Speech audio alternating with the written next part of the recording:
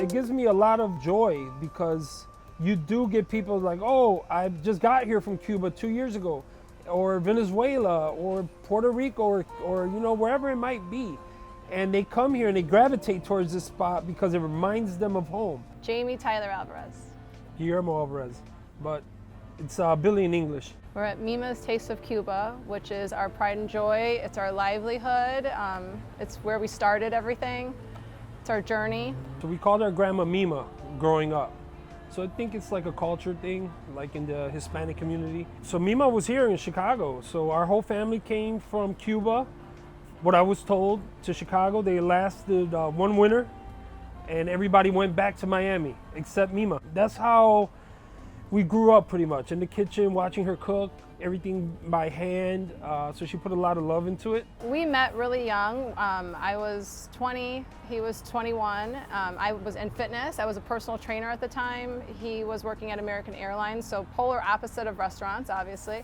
We started dating. It was really clear early on that food was at the center of everything for his family. It was also mimicked in my family too. And I remember his mom and aunt pulled me to the side and was like, if you're gonna be with him, then you need to figure this out. You have to cook, you have to know how to cook this. I learned that food transcends language at that point because we couldn't communicate, but I could understand what was in front of us. Like I needed to learn and I wanted to learn.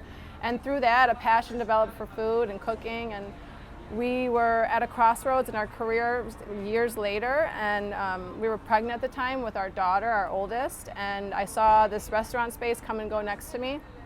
And I called him one day and I said, hey, you want to open a restaurant? And it was so random. And his response was like, sure. And I was like, oh, I was kind of surprised. And I was like, oh, okay, cool. April 4th, 2011, we opened Mima's Taste of Cuba. It was on purpose that we wanted you to feel like you were not on, Chicago, on Irving and Richmond. We wanted you to feel like you were in Miami, like you were on a vacation somewhere. So you could relax and enjoy yourself. Getting away from the mindset that you're in such a busy city, Irving Park Road. So that was the goal. You're gonna see the vibrant colors, a lot of artwork, which in Cuba, artwork is huge. And then you'll start, to embrace the smells. One of the things that stand out is the espresso machine. You hear it, that brings me back as a kid. Every time I hear it or make a coffee, that brings me back as a little kid to Miami when I would go with my grandma to visit the family out there. Keep hearing people say, oh, you got the best empanadas in the city. Yeah. And the more and more we eat out a lot, so we see it. I'm like, man, they're right.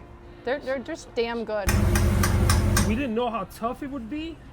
We know now. It's not easy. No. Being in the restaurant business, Not at all. but we saw it through and we did it. It became like a family affair. His mom worked there, his aunt, his Brother, sister.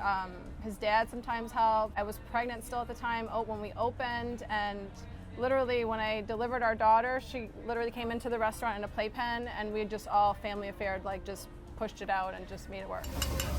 We accomplished what we set after, which was for you not only to feel like you're coming to a cultural spot, but for you to feel like you're a part of our family. And that is like really, really important. And I think that's also what a lot of, the Cubs players or other baseball players, when they do come here, they feel like they are our family. 2016, Jorge Soler walks into the restaurant, and that's where it all stems from.